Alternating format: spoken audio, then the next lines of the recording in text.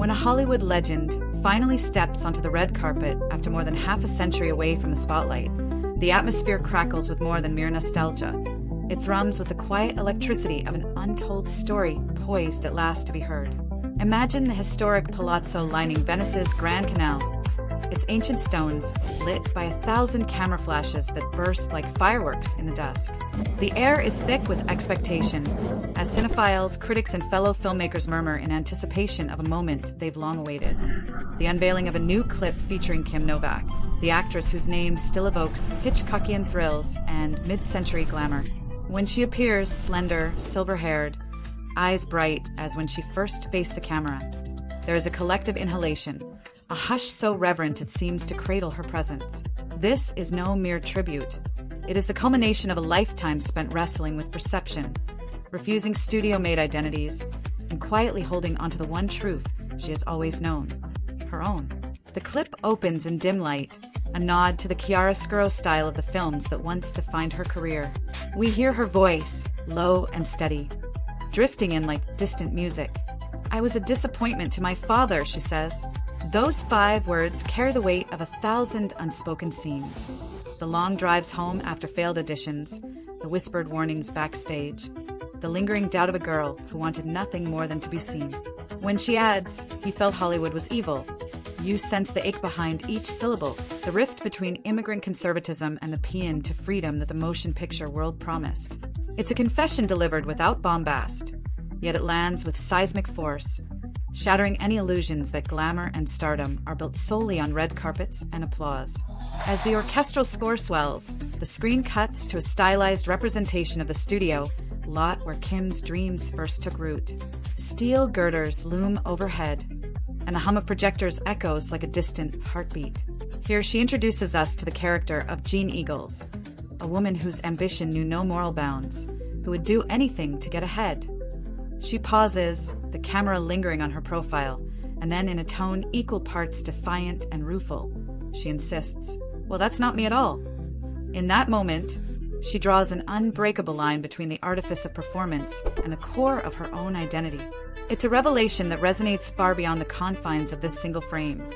Ambition untempered by conscience is a gamble no one can truly win, and Kim Novak refuses to be defined by the characters she portrays. The tension mounts swiftly, and we're thrust into a short but electric scene of confrontation. She stands face to face with Jeannie, the unseen force pressing for her compliance.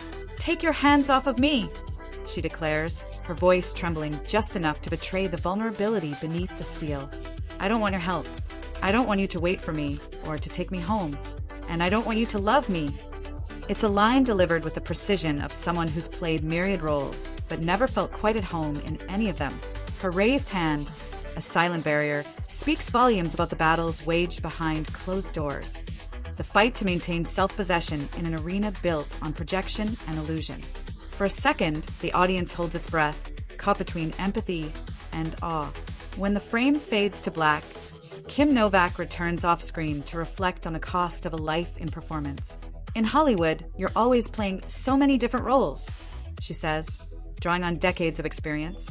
"By the time you've done 10, 12 movies, you've got traits of all these others. You start to lose who you are." Those words, uttered without bitterness, carry the resonance of hard-earned wisdom. They speak to anyone who has ever felt stretched thin by expectations or reshaped by the desires of others. They speak, too, to the countless actors who have looked in the mirror after a string of parts and wondered where the person they once knew had gone. In Novak's admission, there is both melancholy and relief, a recognition that fame's siren song can seduce you into forgetting your own voice. As the lights come up, the clip dissolves into applause that fills the gilded hall like a tide. Yet beneath the thunderous clapping lies a more intimate appreciation. The understanding that Kim Novak is not simply celebrating a career milestone, but reclaiming her narrative. From the disapproval of her immigrant father in Chicago to the dizzying heights of cinematic immortality, she has marched to the beat of her own convictions. When she bows her head to the audience, it is an acknowledgement of shared journey, the vulnerable confession of a woman who dared to step onto the world stage and stayed there on her own terms. This moment at the Venice Film Festival is about more than honoring a screen icon. It's about witnessing the full arc of a life shaped by courage, creativity, and a refusal to be confined. In our minds, we recall her in Picnic, stepping lightly across grassy fields. In Vertigo, caught in spirals of obsession. In Belle, book and candle, casting spells with a smile. We remember the girl who played Marnie in Middle of the Night with trembling intensity.